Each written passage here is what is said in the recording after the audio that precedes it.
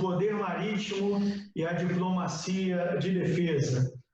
Farei aqui uma leitura rápida e concisa dos currículos dos dois oradores convidados.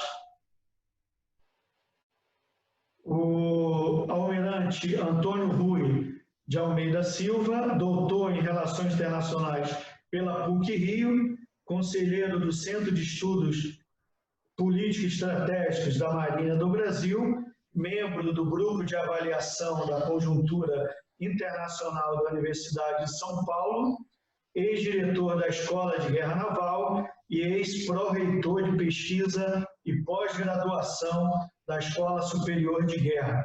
Formação acadêmica, doutorado em Relações Internacionais pela PUC, curso de Política e Estratégia Marítimas, com distinção na Escola de Guerra Naval, mestrado em Relações Internacionais, Save Regina University, nos Estados Unidos, mestrado em Comando e Estado-Maior de la Armada Peruana, na Escola de Guerra Naval, no Peru, mestrado em Ciências Navais na Escola de Guerra Naval, pós-graduação na Naval Command College, na United States Naval War College, Estados Unidos, especialização em Direito Internacional dos Conflitos Armados no Instituto Internacional de Direito Humanitário, na Itália.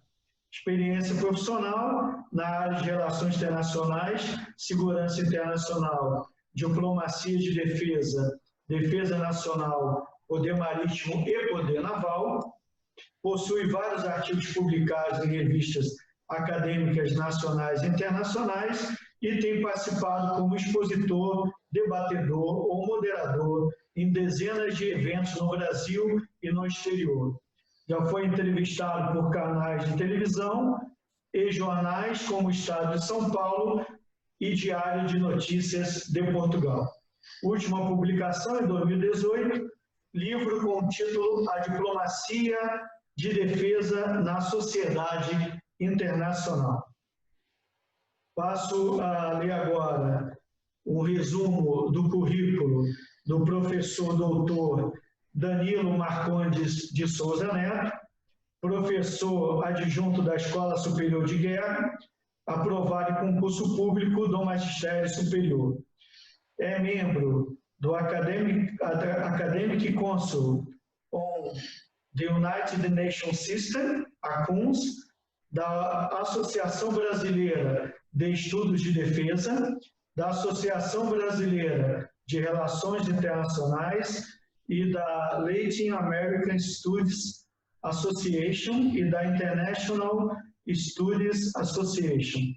Formação acadêmica, PhD em Politics and International Studies da University of Cambridge, Reino Unido, mestrado em Relações Internacionais pelo Instituto de Relações Internacionais da PUC-Rio, bacharel em Relações Internacionais pelo Instituto de Relações Internacionais da Pontifícia Universidade Católica do Rio e também realizou intercâmbio acadêmico na State University of New York e no SUNY Newport. Experiência profissional, foi pesquisador de pós-doutorado da CAPES Prodefesa no Instituto de Relações Internacionais da Pontifícia Universidade Católica do Rio de Janeiro, em projeto de pesquisa O Brasil e a Segurança no Atlântico Sul, Política Externa e Estratégia de Defesa. Professor do Instituto de Relações Internacionais da PUC-Rio entre 2010 e 2012, foi analista de Relações Internacionais da Amazônia Azul, Tecnologias de Defesa, entre outubro de 2017 e março de 2018, tem experiência na área de ciência política, com ênfase em relações internacionais, bilaterais e multilaterais, atuando principalmente nos seguintes temas: Atlântico Sul, política externa no Brasil, organizações das Nações Unidas, potências emergentes, em especial Índia, Brasil China e África do Sul, operações de paz e Haiti, MINUSTAH, intervenções humanitárias, responsabilidade proteger e responsabilidade ao proteger e cooperação para o desenvolvimento. Bem, prosseguindo com o nosso colóquio estratégico, formas para as perguntas. Nós iremos receber as perguntas através do e-mail evento@caicplp.org. Já estamos colocando no chat do Zoom. E as perguntas serão feitas na fase de debate. Os oradores terão de 20 a 25 minutos para a exposição, e após a exposição dos dois oradores, nós iniciaremos a fase do debate, partindo das perguntas enviadas ao e-mail evento@caicplp.org. Então, eu tenho a honra de convidar o almirante Antônio Rui de Almeida Silva para tomar a palavra no nosso terceiro colóquio estratégico com o tema o poder marítimo e a diplomacia de defesa. Muito obrigado, almirante Rui. Palavra com o senhor. Obrigado, Evandro. Boa tarde e boa noite a todos. Eu quero agradecer o convite do Centro de Análise Estratégica da CPLP, na pessoa do seu diretor, o comandante Evandro, para participar desse colóquio. E é um prazer dividir essa atividade com meu colega e amigo, o professor Danilo Marcões. É um prazer também, que eu não esperava, mas muito bom, rever aqui amigos da Marinha, companheiros de longas jornadas, e ver também outros de outros países. Então, é uma alegria poder compartilhar e discutir com vocês esse assunto hoje sobre o poder marítimo. Eu vou tratar mais do poder marítimo e acertei com o Danilo, para não ficar muito igual, um falando a mesma coisa. Danilo tratará um pouco mais, pelo menos foi o que nós acertamos, e um pouco mais da diplomacia de defesa. Eu só vou iniciá-la e Danilo poderá complementar e trazer outras visões, que ele é muito bom em todos esses dois temas. Nossa conversa de hoje está baseada num projeto que nós fizemos, a ESG, com o Instituto da Defesa Nacional de Portugal, que se chamou Pontes sobre o Atlântico. Durou cerca de 2 anos e gerou seminários e, entre outras coisas, gerou também esse paper que eu e o Danilo apresentamos lá para a revista Nação e Defesa e que acabou de ser publicado. Então, é basicamente nele, eu acho que o texto é bastante ainda atual, e é baseado nele que eu vou fazer a minha apresentação. O argumento que eu vou defender aqui, nesses 20, 25 minutos, é que os oceanos jogam um papel fundamental na globalização econômica e na política internacional. Então, os oceanos estão cada vez mais tendo uma importância aumentada, tanto na parte da globalização econômica quanto na política internacional. E esse papel ganha maior destaque a partir agora de 2017, quando a Estratégia de Segurança Nacional dos Estados Unidos botou o terrorismo, que era o assunto da moda desde 2001, colocou o terrorismo em segundo lugar e voltou a dizer, historicamente, que a competição entre as grandes potências é a principal preocupação dos Estados Unidos. Então, nós podemos dizer que a conjuntura internacional relacionada hoje com os espaços marítimos apresenta 2 tendências. A crescente importância econômica e militar dos oceanos e o incremento das tensões derivada da competição entre as grandes potências e também do processo de demarcação das fronteiras marítimas que estão aí ainda sendo demarcadas e, como nós vemos no Mar do Sul da China e em outros lugares, ainda com uma questão muito de atrito e de tensões. E aí, para não deixar de lado o nosso Atlântico Sul, embora eu saiba que temos aqui o pessoal do EMA, o Abreu e todos os demais que têm um conhecimento do Atlântico Sul, qual seria o contexto, qual seria o papel do nosso Atlântico Sul, eu vou falar muito rapidamente, nesse âmbito. No âmbito global, logicamente, o Atlântico Sul continua a ser um oceano periférico. Ele, tanto analisado quando nós olhamos a globalização econômica, quanto em relação à política internacional. Essa periferia, naturalmente, do Atlântico Sul, ela é amenizada pelas novas descobertas de petróleo, e isso dá uma maior importância. Alguns autores dizem que, com isso, o Atlântico Sul vai ganhar uma maior importância. Vejam só, estou falando no âmbito global. No entanto, em termos locais e regionais, o Atlântico Sul é extremamente importante, principalmente como fonte de transporte de riquezas e como meio para defesa e projeção de poder. Embora a projeção de poder ainda bem limitado em relação não só aos países da América do Sul, né, que estão lindeiros ao Atlântico Sul, mas também aos países africanos. E, apesar dessa importância regional, os países que o margeiam, especialmente o Brasil, que é o maior país, né, com maior litoral sobre o Atlântico Sul, ainda não foram capazes de desenvolver uma identidade sul-atlântica ou de incrementar mecanismos multilaterais que gerassem uma maior intensidade de interações políticas, econômicas e de segurança que contribuísse para fortalecer esse Atlântico Sul como uma região realmente especial e onde os países da região tivessem uma maior atuação e uma maior voz. Então, esse é o meu argumento que eu vou tentar defender aqui. Eu vou tratar dos oceanos, agora muito rapidamente também, porque os senhores sabem, estão cansados de saber, mas para trazer um conceito que eu acho importante, são dois conceitos que eu vou trazer. Um é o poder capacitador dos oceanos, e o segundo conceito, que muitos falam, mas pouco é definido, que é o poder marítimo. Então, os oceanos, eles cobrem 75% da superfície terrestre, são críticos para a existência de vida na Terra, são fontes de recursos naturais e não vivos, são estradas que interconectam povos e redes comerciais. Eles são também, isso muitas vezes é esquecido, a espinha dorsal da comunicação mundial.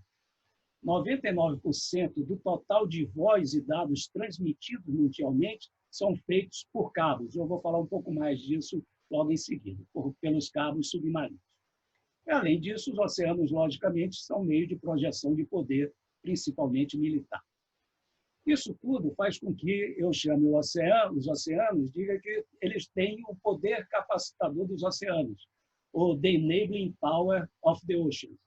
Quer dizer, é a capacidade que possuem os oceanos de contribuir para a manutenção da vida na Terra, de ser fonte de riquezas, de servir como vias de comunicação entre os povos e de permitir, logicamente, a projeção do poder militar no âmbito local, regional e global. Esse poder capacitador dos oceanos é o principal motivo por que os Estados buscam desenvolver o seu poder marítimo. E o que é o poder marítimo? Embora venha da antiguidade, da Guerra do Peloponeso, várias definições, mas quem realmente tratou disso um pouco mais estruturado foi Mahan.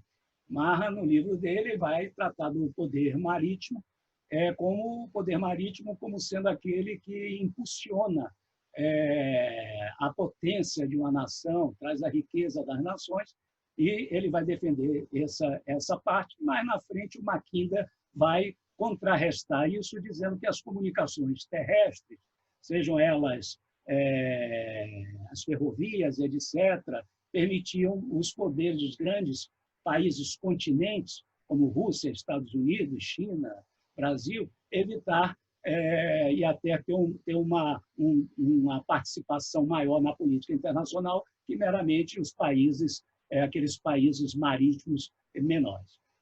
Então, o Marra tratava do poder marítimo, às vezes, como na sua visão mais ampla, de colônias, de comércio, e, de vez em quando, ele tratava o poder marítimo também como poder naval.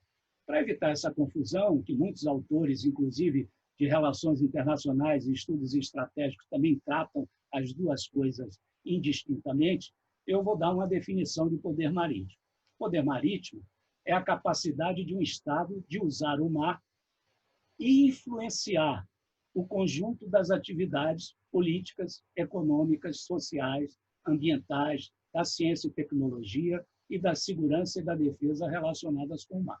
Não é meramente a capacidade de usar, mas também de influenciar. Influenciar na Organização Marítima Internacional, criando normas que atendam o interesse do Estado, influenciar na ONU, influenciar nas discussões binacionais, nas discussões multilaterais. Então, não só usar, mas também a capacidade de influenciar.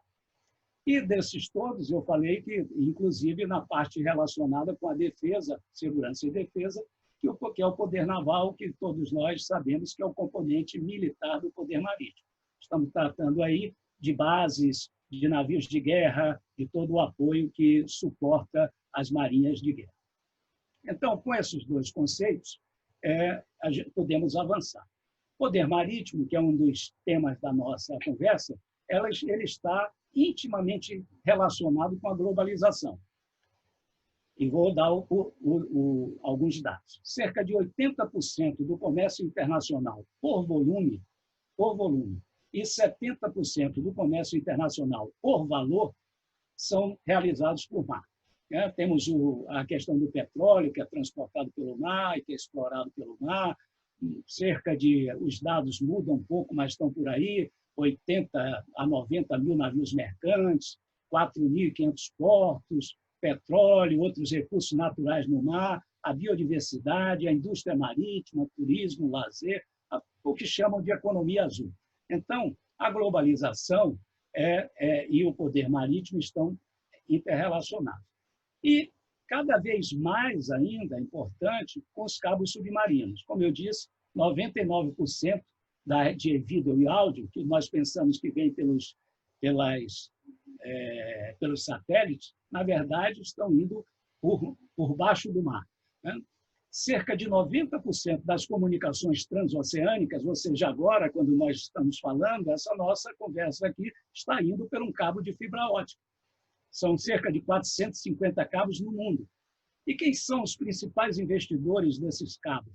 São a Amazon, Google, Facebook, Microsoft. Então, esses cabos carregam mais informações e são mais baratos que satélites. Eu peguei aqui uma informação, agora que saiu em maio, o Facebook anunciando a construção de um cabo submarino gigante em volta da África para aumentar acesso à internet do continente. São 37 mil quilômetros, irá conectar 23 países do continente africano, europeu e asiático. Quem está patrocinando o Facebook, com a China Mobile, a sul-africana MTN, a francesa Orange e a inglesa Vodafone, além de outros. Então, os cabos também nós vemos que não só na parte de transporte, não só na parte de riqueza, mas também na parte da globalização, no sentido de dados, voz, etc., o poder marítimo é extremamente importante. Isso levou a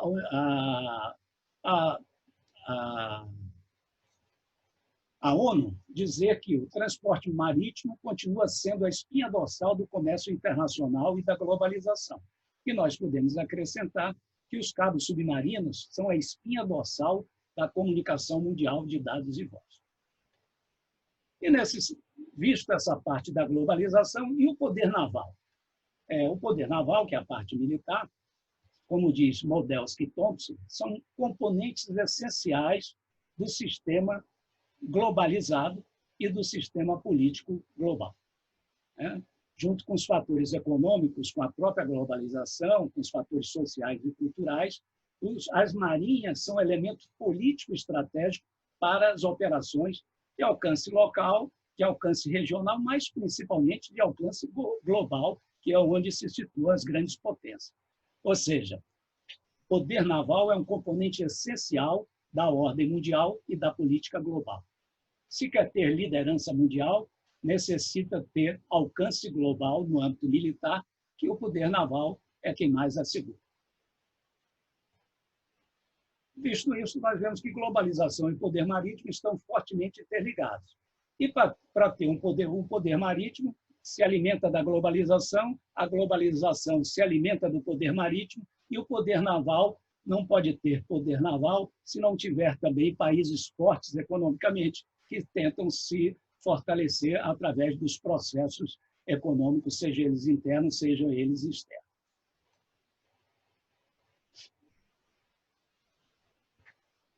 Visto essa parte inicial, quais são as tensões e ameaças que afetam esse poder marítimo e essa própria globalização? Primeiro, são as tensões clássicas, e eu vou citá-las aqui rapidamente. Segundo, são as tensões incrementadas pelo processo da globalização. A própria globalização gera também tensões. E o terceiro são as ameaças neotradicionais, que eu prefiro chamar de neotradicionais, mas sem muito sucesso, porque o que fica são as ameaças chamadas novas ameaças, mas as novas ameaças, na verdade, ela não tem nada de novas, porque se nós olharmos pirataria,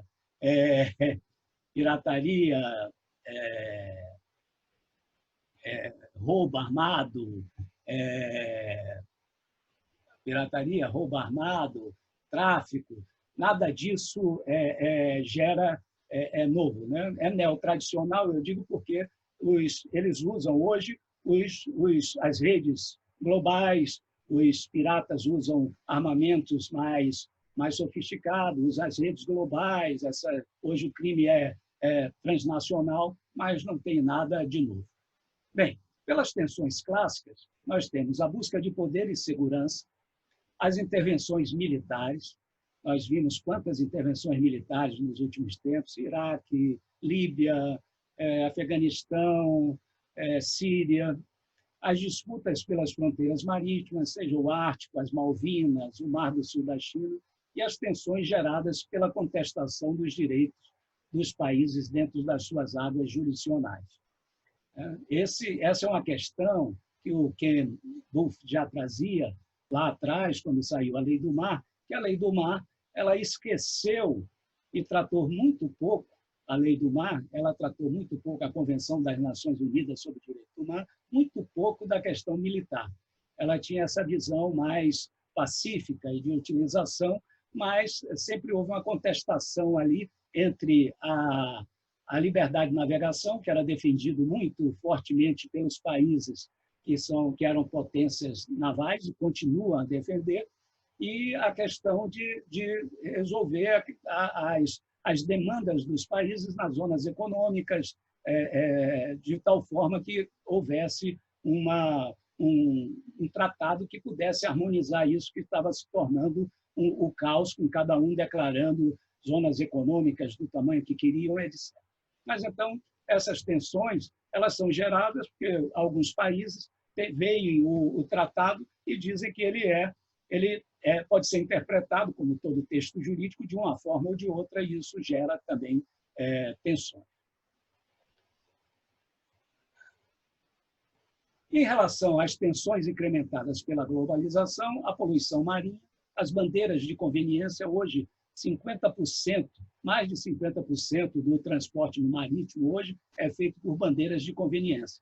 Ou seja, o dono pode ser um país europeu, mas ele navega com a bandeira de países onde os direitos trabalhistas são menores, onde, às vezes, as questões de segurança são menores, e isso gera essas bandeiras de conveniência, inclusive os navios de pesca, uma grande quantidade de navios de pesca também transitam com essas bandeiras, e elas geram, embora muitos navios não tenham problema, mas também podem gerar a questão de poluição marinha, disputa por recursos do mar, a pesca, E agora, com a Covid, também nós podemos ver mais uma das tensões incrementadas pela globalização, né? São as tensões através das doenças transmissíveis. Nós estamos assistindo aí a briga entre Estados Unidos e a China, dizendo que o vírus é de um ou é de outro. Temos assistido a essa questão